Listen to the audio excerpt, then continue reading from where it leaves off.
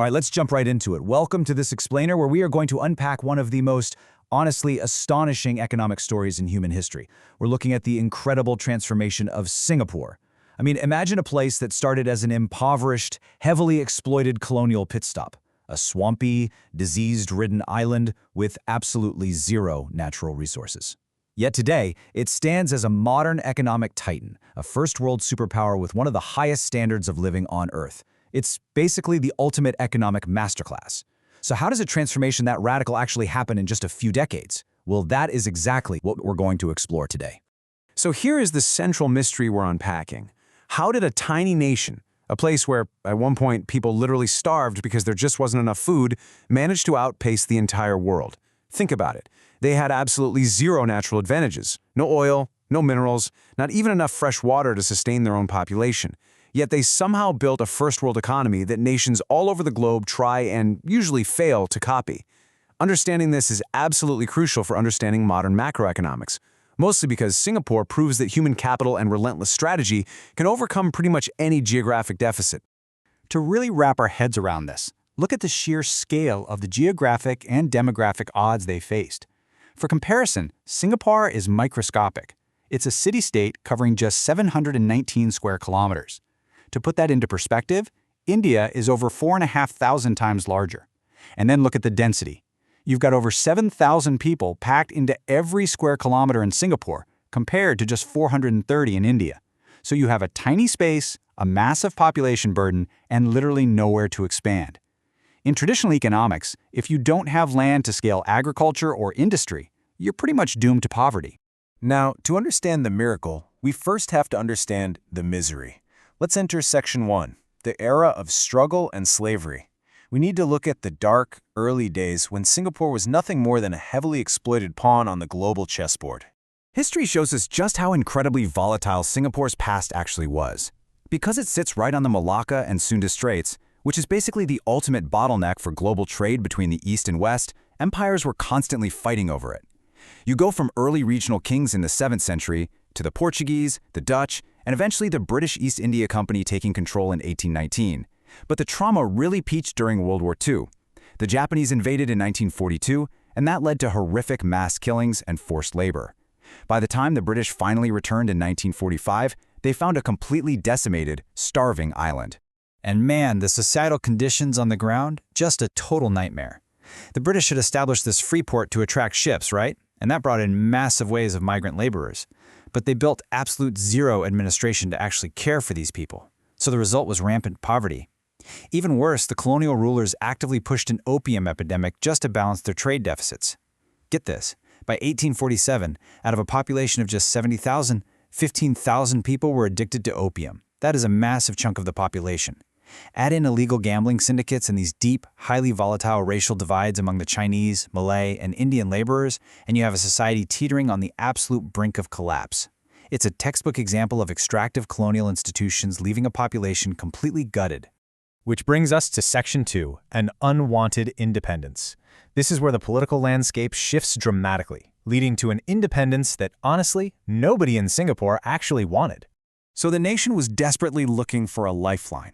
In 1959, this visionary leader, Lee Kuan Yew, wins a landslide election to become prime minister.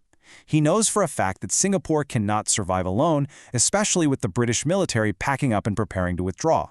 So in 1963, he pulls off this merger with neighboring Malaysia to get some military and economic security. But it backfires tragically. Tensions just boil over into deadly racial riots in 1964.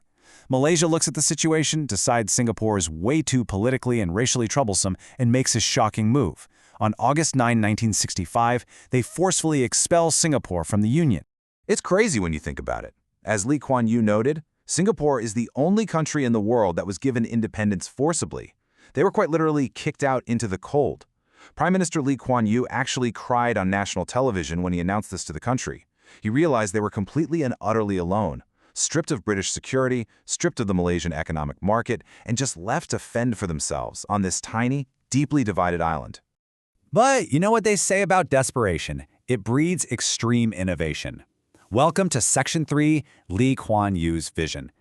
He had to implement some serious foundational internal policies to save this newly vulnerable nation from immediate collapse. Just look at the mountain of challenges Lee Kuan Yew had to solve right out of the gate. 70% of his people were living in squalid slums. Labor strikes were happening constantly, which completely crippled any kind of economic productivity. Ethnic neighborhoods operated like isolated silos, totally avoiding one another. On top of all that, you have the looming threat of a communist takeover in the region and the imminent withdrawal of the British military, which historically provided both their security and thousands of local jobs. When you look at developing nations today, this exact cocktail of pressures is usually what causes a newly independent state to completely fail. Honestly, most leaders would just fold under this pressure. But Lee Kuan Yew? He implemented a genius strategy.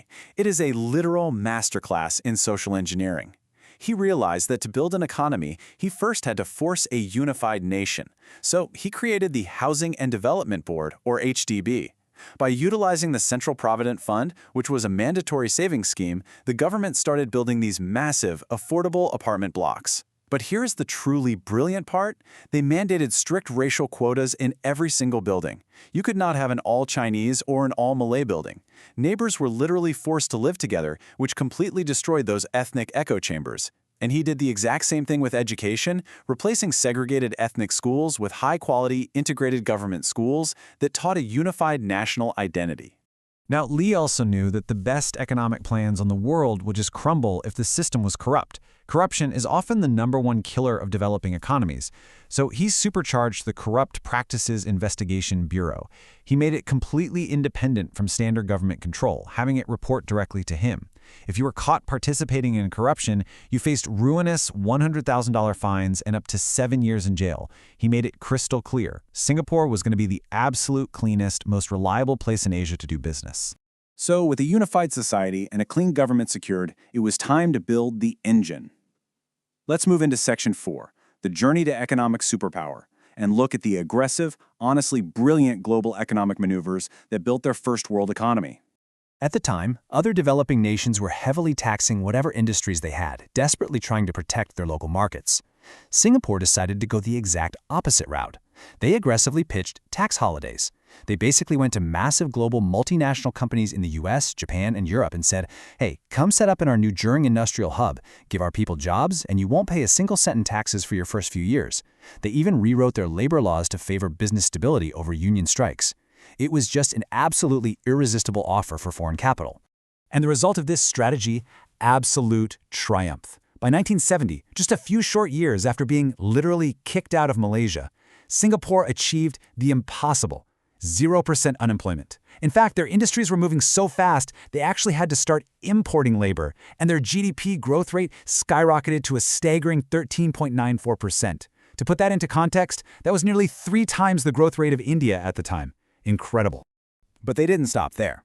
The government looked ahead and realized that making cheap goods, things like mosquito coils and wood products, required way too much labor for way too little profit. If they stayed in that lane, they'd get stuck in what economists call the middle-income trap. They had to upgrade. So the government mandated a strategic pivot. They started offering massive incentives for high-value tech companies to move in, while simultaneously setting up joint training centers to upskill their entire workforce almost overnight. The result? By 1983, this tiny island became the single largest exporter of high-tech computer hard disk drives in the entire world. They also executed an absolute masterstroke in finance. Because Singapore's economy was booming, local banks were offering high interest rates. But the government was taxing that interest at a massive 45%, so foreign banks were staying away. So what did Lee Kuan Yew do? He just abolished the 45% tax, completely wiped it out. Overnight, foreign money flooded right into Singapore's banks, instantly transforming the island into a premier international financial center. They didn't just build an economy, they basically engineered a financial gravity well. Which brings us to the culmination of all these decades of hyper-focused development. Welcome to Section 5, Modern and Strict Singapore. Let's take a look at the utopian, yet incredibly strictly regulated modern state we see today. The modern achievements are just staggering. They successfully built that first world economy, proving beyond a shadow of a doubt that a developing nation can rise to the absolute top. Today, Singapore has the #1 GDP per capita in all of Asia. Get this, astonishingly, 1 in every 6 citizens is a millionaire. They boast the world's top-ranked airport and an incredibly efficient public transport network. They have a 97% literacy rate. And here is a mind-blowing fact to wrap your head around. They are the third largest oil refining center in the entire world, despite not having a single drop of their own oil. Talk about doing a lot with a little. But this perfectly manicured success does come with a uniquely strict social contract. To maintain this clean, safe, and wealthy society, the rules are ironclad. You face massive fines or even potential jail time for things like selling or chewing gum, failing to flush a public toilet, jaywalking across the street, or even connecting to someone else's unsecured Wi-Fi. And their zero-tolerance policies on drugs carry the absolute harshest penalties you can imagine. It is a highly disciplined society by very careful design. Which leaves us with this final, really profound thought. Singapore took a deeply fractured, impoverished swamp and engineered it into a pristine, futuristic economic superpower in just a single generation. But they did it through unapologetically strict governance, extreme societal discipline, and forced unity. So, what do you think? Is this level of strict control the necessary price to pay to achieve a true first-world miracle? It's definitely a fascinating question to ponder. Thanks so much for joining me on this explainer, and keep questioning the world around you.